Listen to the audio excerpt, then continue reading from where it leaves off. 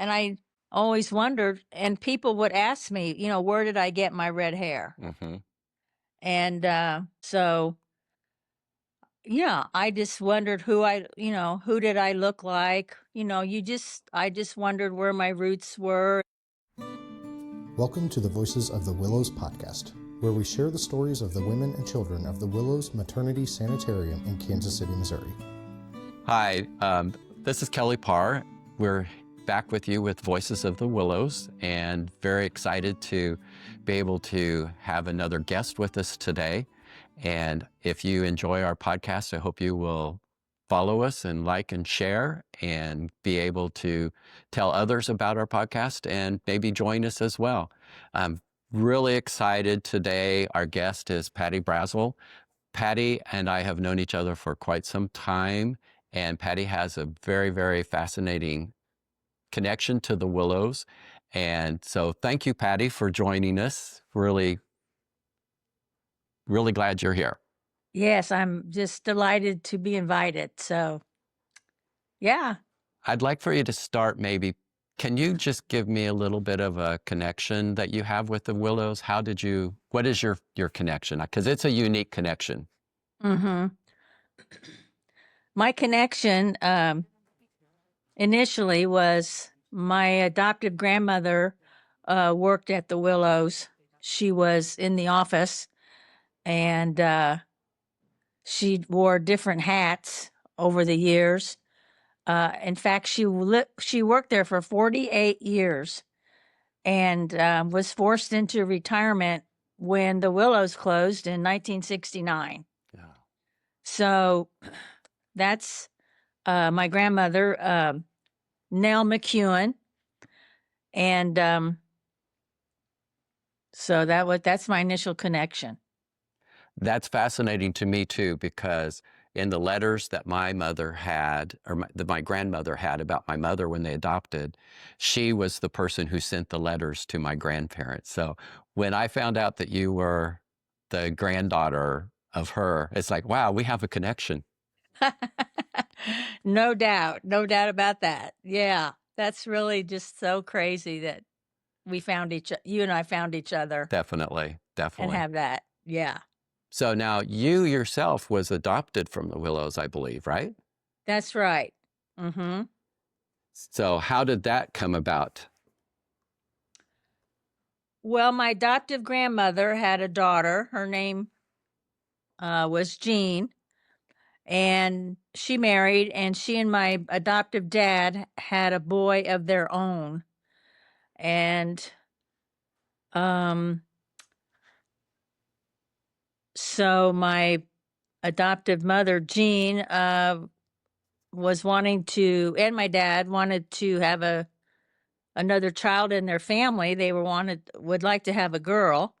And so my grandmother was right there on the spot to sift through and be able to handpick the baby and know the birth mother as well. Right. So 4.5 years after my brother was born, then I was born, and I was my grandmother's choice. That is an amazing connection to be able to go in and hand pick out the child for your own children to be able to adopt. I know. Yeah. Yes. So how old were you when you found out that you were adopted? I cannot remember. I have no details at all of an actual conversation or being told. So evidently it was handled very well. Right. Mm-hmm. Yeah. Was that something that you dealt with okay, or was it like always wondering? Oh, always wondering, especially the older I got. Mm-hmm. Yeah, always wondering. The one thing that really that I remember well is that I had beautiful red hair. Mm-hmm. and it's faded a lot, but it's still it's still my natural color actually. But it was more red, a lot more red in it, and I always wondered, and people would ask me, where did I get my red hair? Mm-hmm. And so yeah, I just wondered who did I look like? I just wondered where my roots were, and um you know, for me as an adopted child, I just always felt like I was just kind of like that I had no connection with anything Right. Mm-hmm. except for Understand. except for the universe. Right. Right. Yeah. Yeah. So Did you have any um, qualms or when you were thinking about searching for birth mother? Like, did you have any issues like with your parents, your adoptive parents? I didn't feel comfortable initiating a search. I never got to that point, but I really, really, really wanted to know who my birth mother was. So I was in my mid 30s, and one day my mom and dad sat me down and they said, they asked me if I would like to learn who my birth mother was, and said yes, I would like that a lot. And they said, well, we'll do whatever we can to help you find her. And Nice. they said, we would like you to be able to find out your roots and your medical history. Mm-hmm. But this is what they didn't tell me. My grandmother was very fond of my birth mom, Okay. and she was at the Willows for about 2 months, over 2 months. And she really was drawn to her personality, and she was very attractive, and Mm. she was engaged. Oh. She had her engagement ring on, and my birth dad would make visits to the Willows to spend a Saturday with her and take her out. And he was very attentive. And all along, they had plans to be married as soon as, shortly after Mm-hmm. this part of her life was past her. But they didn't have any intentions to keep you. They They wanted to did put you up not. for adoption. Right. Yeah. Were they like in college, or what was did you ever know what was the reason that they didn't feel that they could keep you and needed to put you up for adoption? Or She was 22 and she was a secretary. She was in Grand Island, Nebraska at the time, and he was a salesman. And you just his mother had a really good job with Beloit College. She would go to different colleges and try to high schools, and try to recruit okay. and get the word out about Beloit College and come to school there. Mm-hmm. And she had a lot of respect and class. And my dad was an only child, and they just didn't see how they could make it work Right. to keep Understandable. me, and Mm-hmm. which follows suit with so many of Right. of that time. Right. Yeah. Yeah, exactly. Yeah. So after you had your parents sit you down and talk to you, did did your grandmother still know or have stayed in touch with your biological family? No, but when the mother enters the facility, they have to fill out a social history form Mm-hmm. for the mother and the dad. Actually, when they started the search, it was just happened really quick. Hmm. They went to juvenile court and they got put in touch with Julie Gabala, Okay. and she had whatever information she needed and found my birth mom like in 2 calls. Wow. It happened really quick and easy, but when my birth mother was contacted, um, she said she would have to think about it. Mm-hmm. And so that's the news we got, Yeah. that she'd been found That and wasn't seems to be often the case, you know. right. That's kind of a shock. Yeah. How did it progress then? So I asked Julie if she thought it would be okay if I wrote a letter to introduce myself like that. She said she thought that would be a good idea. I wrote a letter.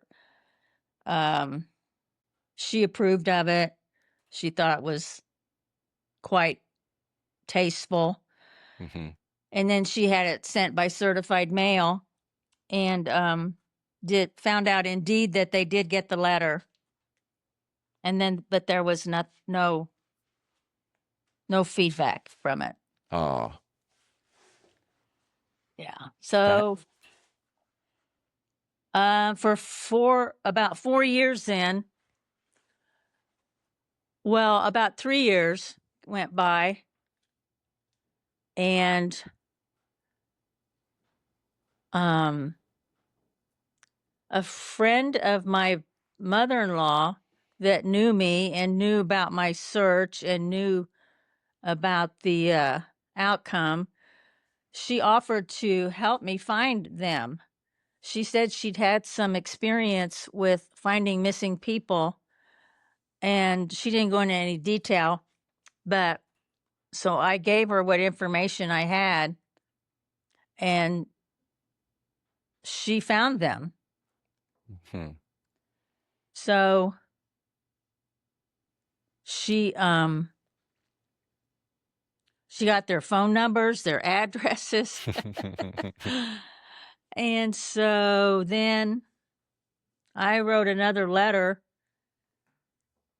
and this was like 4 years later, and I still didn't get any kind of feedback. So Wow. after about 10 days of when after I thought that she had received the letter, I called her. Did you? Mm-hmm. Mm-hmm. Yeah. What was the reception? It was unreal. It was, she was so thrilled and so excited and so charming and so gushing and emotional, and just started sharing about that I had 3 full-blooded sisters, and that she and my birth dad, they did get married 3 months after they gave me up, and that they raised they lived in Beloit, Wisconsin, and just all that history. Yeah, she said I asked her what the holdup had been, and she said, well, it was my dad. And she said that he just thought that this was set in stone and that he was absolutely guaranteed that he would not be found or able to be found. Hmm. And he just had that confidence. And which probably helped him just put it out of his mind all Right. those years. Yeah. So he just had a hard time dealing with it. Mhm. And didn't want to face it. And so That had to be pretty hard for you to have that and not know that he had kind of some guilt feeling over it, probably.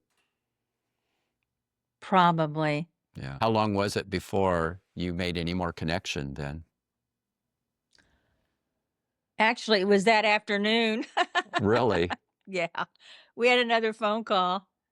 Actually, my dad was out of town. This was in 1991, October.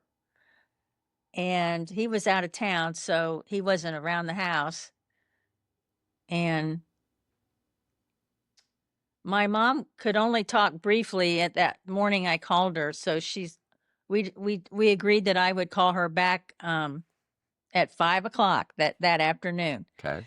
And so she answered the phone and she said, "Well, I've got the map out." And she said, "It's about 500 miles down there to see you." Oh. I know. She was just really on it. Yeah, we talked about probably 45 minutes then. And so and then we made the plans to reunite October 26th. Uh-huh. So did she come to you or did you go up there? Well, for the first meeting, I went there. Okay. Yeah. Was your father involved or had they kept it a secret from him? No, they told him, but he was not there that time. Oh, okay. Where did you meet? One of my sisters was living in Milwaukee. One sister was living in Beloit, and one sister was living at Singer Island in Florida. So I flew into the Milwaukee airport, and then we met there, and they were all waiting at the gate for me, and they had presents for me, and each one introduced themselves and hugged me, and then we went and got my bag and went and got to the car, and it was so overwhelming. It was just I can imagine. So your sister from Florida was there too? yeah, Wow. So you had all three of your sisters. right there. Wow. That's So amazing. we had a really nice pot roast dinner with candlelight, and then we all went for a walk in the neighborhood. And but that shortly after we got back to my sister's house, though, one of my cousins in Florida had just gotten married, and an uncle had made a video of the wedding reception. So not only am I meeting my immediate family at 41 years old, they put in this video and show me my three cousins, an aunt and her husband, two uncles, all these other family members, and I'm actually surprised I survived it. It would have been a little overwhelming, yes. Yes. Yeah. Yeah. So when did you meet your father? So my sister started getting after him and saying some good things. And so I went back in January to meet him. Okay. So you didn't meet the first time. Right. Okay. Yeah. And I went to Milwaukee, and we went back and we stayed at my sister's house. But I don't think he and my mother had arrived yet. No, they arrived at my sister's house after I got there. Okay. So that was kind of nice. Yeah. And we had a toast and some happy hour, and then we went to a German restaurant to eat dinner. And after that,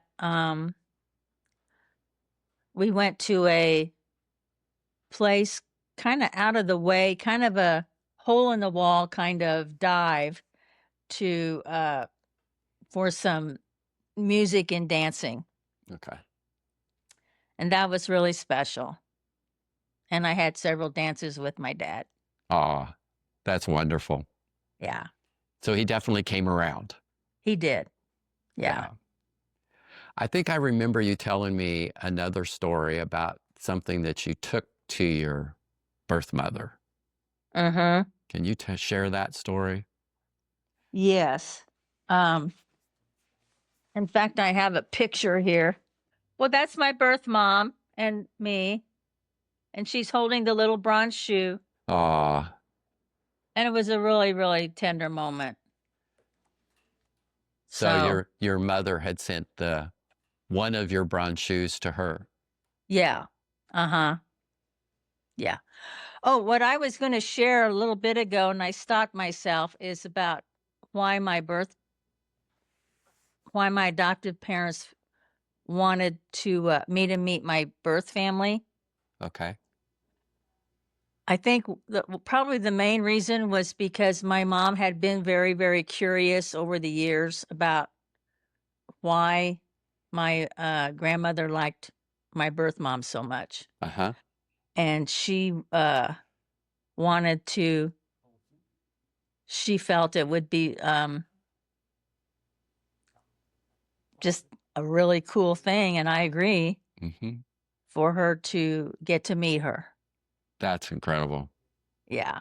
Yeah. And they became good friends, and they became like sisters, and wrote notes and cards, and she came to visit in Kansas City a few times, and my dad came a couple times, and I have a picture of their first meeting. This is when both of my parents met my other parents. Aw, you went out to a restaurant together? Uh-huh. It was on the plaza. They played live Dixieland jazz on Sunday afternoons, and that was some of my birth parents' favorite music. Aw, So we went there for dinner and hear the music. that is so cool that they actually got to see each other and develop that kind of a relationship. I know. It really is. Very cool. My mother always said she had wished that my grandma Leona could have met her adoptive mother because they would have gotten along so well. But she had passed away before we met Grandma Leona. So that is really cool. Yeah. Is there anything else you'd like to share about how it felt to find them, or about being adopted, or about the Willows that you remember? Did you ever go visit the Willows while your grandma was there? That's a very good question. Never, ever, ever stepped foot inside there. Yeah. And I was graduating from high school the spring of when they closed. And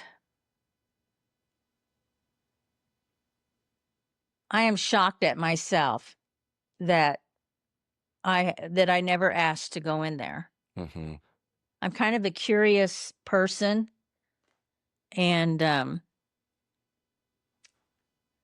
don't know, that whole subject was just always suppressed, Mm-hmm. My dad worked downtown at 10th and Grand at the City National Bank, which became United Missouri Bank. And we lived a little south of the plaza.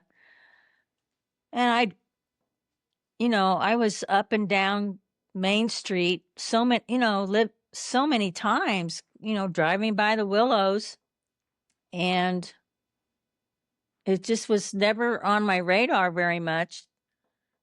I just didn't have them, I don't know, maturity, I guess. Yeah, that age. Yeah. But you Yeah. knew where it was or what it was when you drove by. I did. Yeah. Yeah. Yeah. And it was up on the hill, Mm-hmm. And I just, your book means so much to me because, with the pictures you shared in it Mm-hmm. and so much detail. I still kind of got to go inside it, because of you. Oh, thank you. Yeah, you're welcome. Well, it's been very special to meet so many people and hear their stories, and yours especially always touched me because of knowing your connection with your grandma. And you had a big contingency at the historical marker. You want to tell about that? When we had that dedication. Yeah.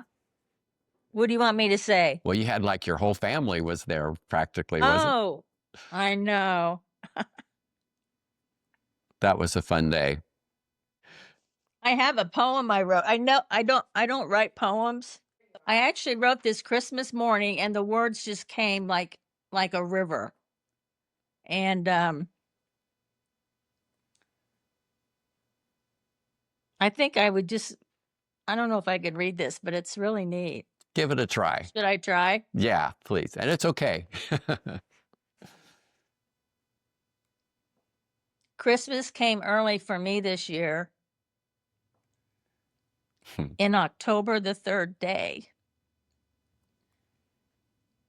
I talked to my mother for the very first time. And heard what she had to say. I got her back, no struggles or strife. My hand will never let her go.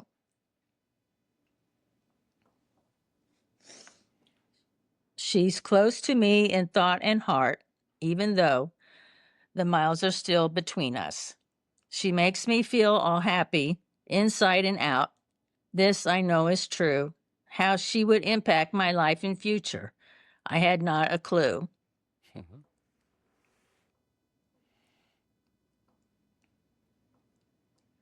She makes me laugh. She's prompt with the right reply. If I could be anywhere at any time, to her side I would fly. She refreshes my soul and brings me peace. When missing her makes me blue. I enjoy her so much. She's lots of fun. She's playful. And I like her too. She answers all my perplexing questions, always willing to listen and understand. Her kindness and cheerfulness do impress me. I know for a fact she is grand. Now when I see the glowing moon, especially when it's full, I imagine it was blowing me a kiss. For she said one day, "Look at the moon, it's blowing you a kiss from me to you." And that I would not want to miss. My heart swells with joy this extraordinary Christmas season. Thinking about my mother is very fine. No more seeking, wondering, waiting, longing. For at last Lou Jane is forever mine.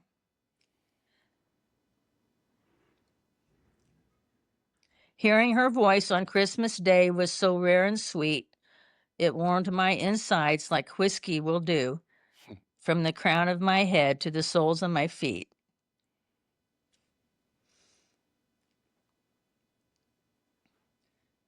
The love we share, we've always wanted. But things just got in the way.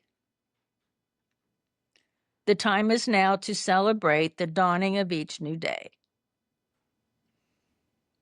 1992 is the year for me and Lou, making plans to be together, seeing her again and again, enchanting every time. That's it. awesome. Thank you for sharing that. That will mean a lot to a lot of people to hear. So, Really? yes, it's very special. And I'm then, so glad. Huh? I'm just so glad that you got to meet her and your parents developed that relationship with them. That's so special. Yeah, it is. Yeah.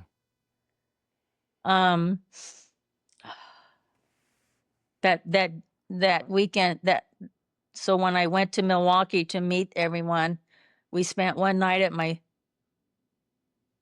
my sister's, and then we all got up the next morning and we went to church at this historic Episcopal church called Church on the Holy Hill. Mm-hmm.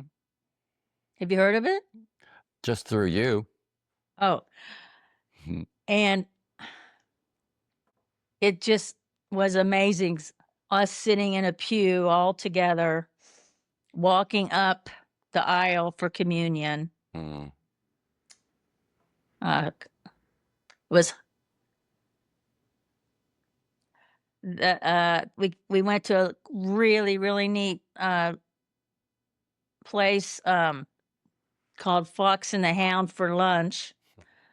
It had different rooms with fireplaces in them. And then after that, we went back to my sister's house, and we did all kinds of picture taking. Mm-hmm. And then my mother and I went to her house. It was about an hour, a little over an hour drive. And then I spent 2 nights alone with my mother at her house. Oh, My dad was out of town. okay. And it was amazing. It was amazing. And I just remember one time I was in her kitchen and she was getting some food together, and my heart started swelling up. And I just, to the point of pain. And I thought, this, it was just such a physical sensation. And I wondered, am I close to needing to get an ambulance to the hospital, Yeah. I'm sure she felt the same way. She had all of her girls together. Well, yeah, but there was At just she and church. I in the house. Yeah. Yeah. But she had yeah, all of her girls with her Right. at church. That would have been amazing. Right. Yeah. Right. Yeah. So now she's 97. I sent you that picture of her. I've seen her picture. Yes. Yeah. Yes. And anyway, I never felt like I never could identify with my personality that much with my with my adoptive parents. Uh-huh. And after meeting my birth mom and getting to know her, there were just so many similarities. Mm-hmm. I remember the first comment, and everyone said that I looked more like my birth mom than the other sisters. Really? And I'm the only one that had red hair. And I did find out that my Dad's grandfather had red hair. And then it skipped some generations. Uh-huh. So I have one more question for you. Was your what? grandmother still living when you found your birth mother? No, she wasn't. She wasn't. Yeah. She died in 1976. Okay. Did your birth mother remember her? Did she ever talk about her? She didn't really remember her exactly, Mhm. but she did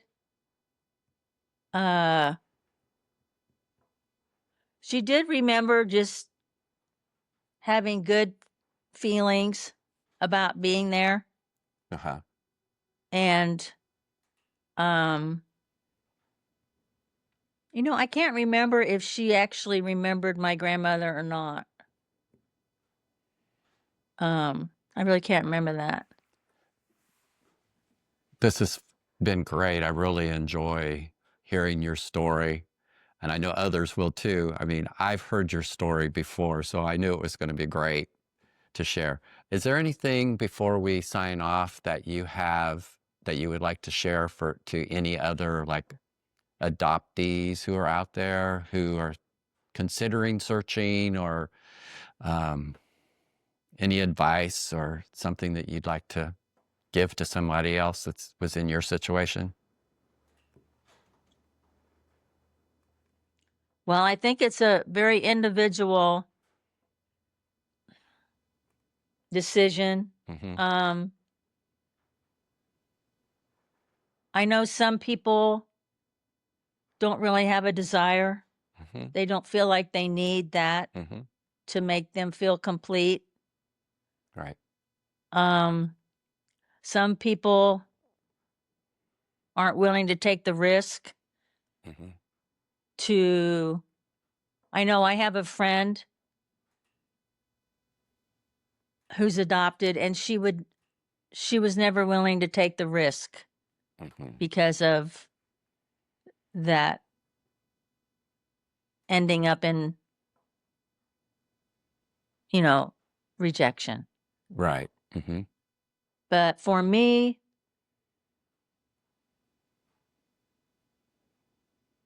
I just had to know. Mm-hmm. I just had to know. And the rejection initially was really, really hard. Right. Like, I gained about 30 pounds. Oh, yeah. We didn't have an answering machine yet. Mm-hmm. And I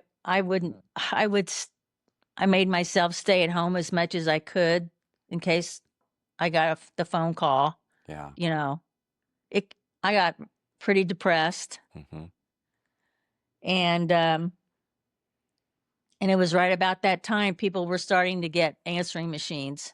Mm-hmm. So that's when we got our first answering machine. Wanted to make sure you didn't miss that call. Exactly. Yeah. So I don't know what else to add to that. No, I think that's good. I know that in my case it's turned out extremely. I'm Mm-hmm. extremely blessed. Mm-hmm. Extremely blessed. Yeah. And my sisters just adore. They have always just adored their mother. Mm-hmm. She's just she's funny. She was, well, not so much now, but she was funny and kind and generous and sweet and quick-witted and loved to travel, loved history. I mean, she just was an amazing woman. That's awesome. And that you got to know all of that. Did your sisters have any idea about you before you found? That's a good question. No one at any time except for my birth dad knew about me. Really? Yeah. Yeah. Even her sister that was her maid of honor in her wedding Mm-hmm. didn't know anything about me. Wow. So she had to start telling my sisters Mm-hmm. after she got my phone call. And they were, of course, they were all shocked. Sure. One of my sisters said to her, "Mom, your halo just fell off." Oh. You just dropped your halo, Mom. Yeah. Until they met you, and then her halo was back. Well, maybe. But I got to know my aunt and her husband. I got to know 2 uncles, my mother's brother. There's one brother I didn't get to meet. But we actually did a riverboat cruise Oh, wow. on the Danube with my mom and 2 uncles and a sister and my husband. And yeah, we did some traveling and yeah. That's So. amazing. Made full Oh, circle. I have one more thing. Mhm. My daughter got married in 2006. Mhm. And my whole birth family came to the wedding. Oh, how special. I know. And at the rehearsal dinner, my birth mom fastened a string of pearls that my birth dad had given her around her neck. Oh, that's amazing. Very cool. I'm sure you probably have other stories as well. So many. You had a lot of years too to spend We with did. Mm-hmm. Yes. And I was back in Wisconsin a year ago September when my mother turned 96. And she was more mobile. She hadn't gone into memory care yet. And we got some really, really nice pictures. All my sisters were there. Nice. And so I have lots and lots of great memories. Yeah. So from 91 to 24, you know, I have one sister that the two of us have especially gotten close. Mm-hmm. And but I have good friendship with my other 2 sisters as well. Nice. So. That's wonderful. And I just give all praise to God. That is incredible. I feel the same way about my family and our search and reunion too. So good. Great. Well, is there anything else you'd like to share? If not, we'll say we'll see you soon. Okay. One sounds good. Thank you so much, KelLee. I'll be in touch. Thank you. And if anyone else watching our podcast, follow us, share Patty's story, and join us for another interview. Or contact me. I'm available to, if anyone wants to reach out. Yeah. You've been really great in helping other people that have questions, and just the experience of what you have experienced is really great for others to know too. So I know those reunion stories they're very special stories. Yeah. The book you wrote, More Voices of the Willows. Yeah. Yeah. It's worth another read. Yeah. It's fun for me to meet people. And like I said before, I keep getting more and more letters and people that are still working with DNA testing. There's more and more people finding. So it's been fun. So thank you so much for joining me and being my first interview. Thank you. All right. Well, you have a great day. Thank you for listening to the Voices of the Willows. You can dive into more about the Willows on our website, voicesofthewillows.com, and find new episodes wherever you listen to your favorite podcasts.